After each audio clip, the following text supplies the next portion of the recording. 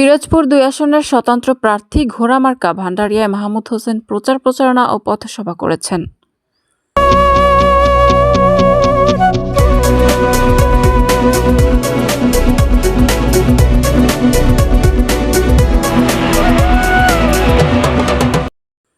আসসালামু আলাইকুম। এডিপি বাংলা সংবাদে সবাইকে স্বাগত জানাচ্ছি। আমি সুমা আহমেদ। পিরোজপুর থেকে মোহাম্মদ কবির খানের পাঠানো তথ্যচিত্রে দেখুন বিস্তারিত। পিরোজপুর ২ আসন গত ৬ ফেব্রুয়ারি শুক্রবার বিকালে ভান্ডারিয়া গৌরীপুর ইউনিয়নে ভান্ডারিয়া সরকারি কলেজের সাবেক স্বতন্ত্র প্রার্থী মাহমুদ হোসেন ঘোড়ামার্কা প্রচার প্রচারণা ও পথসভা করেছেন। এ সময় বক্তব্য রাখেন ভান্ডারিয়া উপজেলা বিএনপির সাবেক সাংগঠনিক মোহাম্মদ আলমগীর হোসেন, জাতীয় পার্টি ভান্ডারিয়া উপজেলা যুব সংহতি আহ্বায়ক মোহাম্মদ মামুন সরদার। আরও বক্তব্য রাখেন বিশিষ্ট সমাজসেবক মোহাম্মদ লিটন তালুকদার ও মোহাম্মদ কাজী রিপন।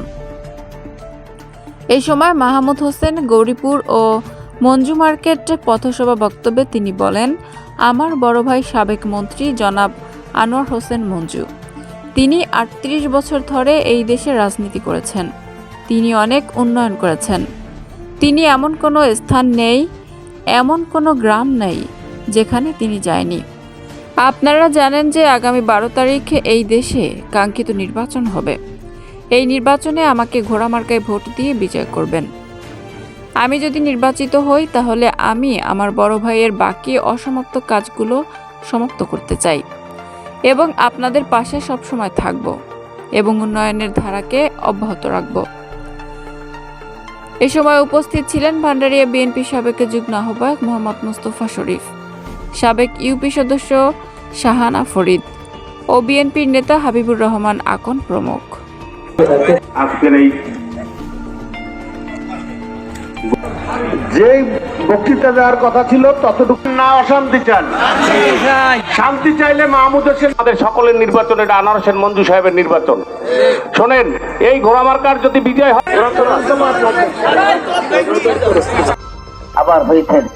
আজকের আমি মনে করি এই ভান্ডারিয়ার উন্নয়ন করুন, তারা হয়তো অনেকটি জানেন না, সুযোগ পাবে না, তাই আমি আপনাদেরকে দিতে পারবে না তারা।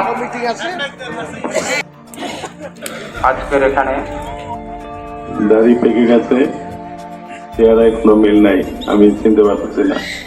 এরকম যারা বন্ধু আপনারাই এই অঞ্চলের ইতিহাস সৃষ্টি করবে ইনশাল্লাহ। একটি সমৃদ্ধশালী ভান্ডারিয়া করতে হলে মাহমুদ সাহেবের হাতকে শক্তিশালী করতে। নির্বাচন ভোট দিয়েছেন, কিন্তু আমাদের যে আনোয়ার হোসেন মঞ্জু সাহেব যদি তাকে সমর্থন না দিত তাহলে